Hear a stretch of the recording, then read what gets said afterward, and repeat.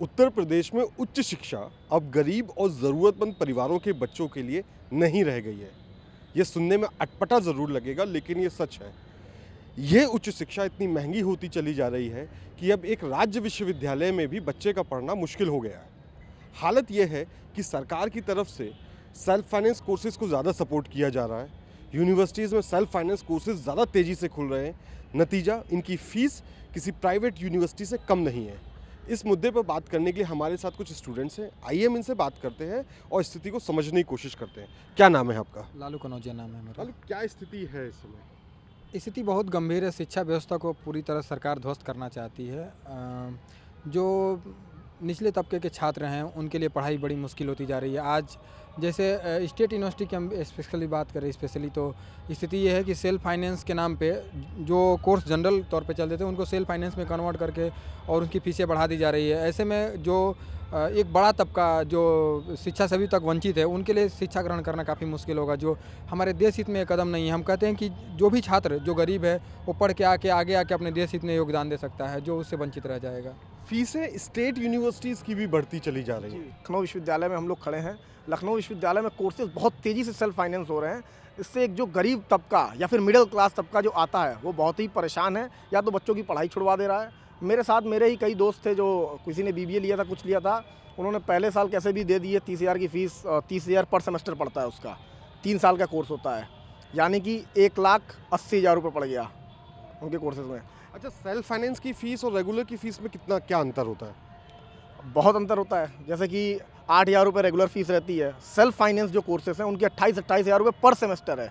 हम लोग की 8,000 पर ईयर की फ़ीस लगती है रेगुलर में और 28,000 पर सेमेस्टर सेल्फ फाइनेंस का है।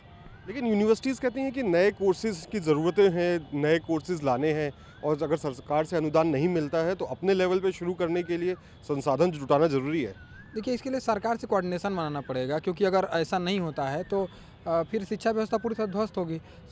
यूनिवर्सिटी को चाहिए, कुलपति को चाहिए कि वो सरकार से अपनी यूनिवर्सिटी की प्रॉब्लम रखे। सरकार को चाहिए उस प्रॉब्लम को समझे, ताकि छात्र हित में और समाज हित में इस कदम को आगे बढ़ाया जा सके। अच्छा, हम आपसे बात करेंगे इधर। क्या नाम है आपका?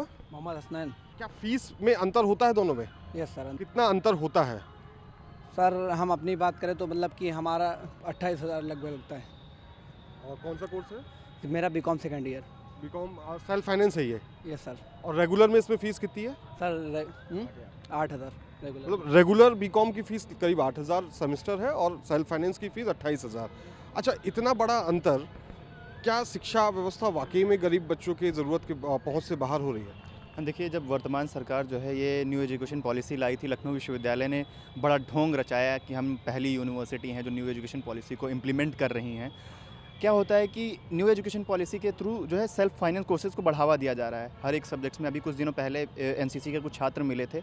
एनसीसी एक ऐसा क्या नाम है कोर्स था जिसके लिए गवर्नमेंट हमको या डिफेंस मिनिस्ट्री हमको पैसा देती थी। अब एनसीसी करने वाले बच्चे को 3,000 रुपये यूनिवर्सिटी को पे करना पड़ता है। शिक्षा का व्यवसायीकरण लगातार बढ़ रहा है। सिर्फ यूनिवर्सिटी ही नहीं, जो आरटीई के तहत प्राइवेट कॉलेजेस में गरीब परिवारों के बच्चों को एडमिशन मिलता था, आज उसमें भी बड़ी परेशानियाँ आ रही हैं और परिवारों को धरना प्रदर्शन और सब कुछ करके पैसा लेना पड़ रहा है गवर्नमेंट से। इसके अलावा क्या नाम है, जिन बच्चों ने सेल्फ फाइनेंस कोर्सेज में एडमिशन लिया था, गरीब बच्चों ने किसी तरीके से पैसा इकट्ठा करके यूनिवर्सिटी को पे कर दिया। उन्होंने सोचा था कि हमारी स्कॉलरशिप आएगी तो हम दूसरी फीस सेमेस्टर की फ़ीस जमा कर देंगे। अब उनकी स्कॉलरशिप तो आई नहीं, तो अब ऐसे बच्चों की जो पढ़ाई रुकेगी, भाई फ़ीस नहीं जमा कर पाएंगे, कहाँ से कर्जा लेंगे? पहले ही सेमेस्टर में उन्होंने कर्जा लिया था, तो अब उनकी जो शिक्षा रुकेगी, जो उनकी पढ़ाई रुकेगी, उसका जिम्मेदार कौन होगा? यूनिवर्सिटी प्रशासन होगा, गवर्नमेंट होगी, या खुद मोदी जी होंगे?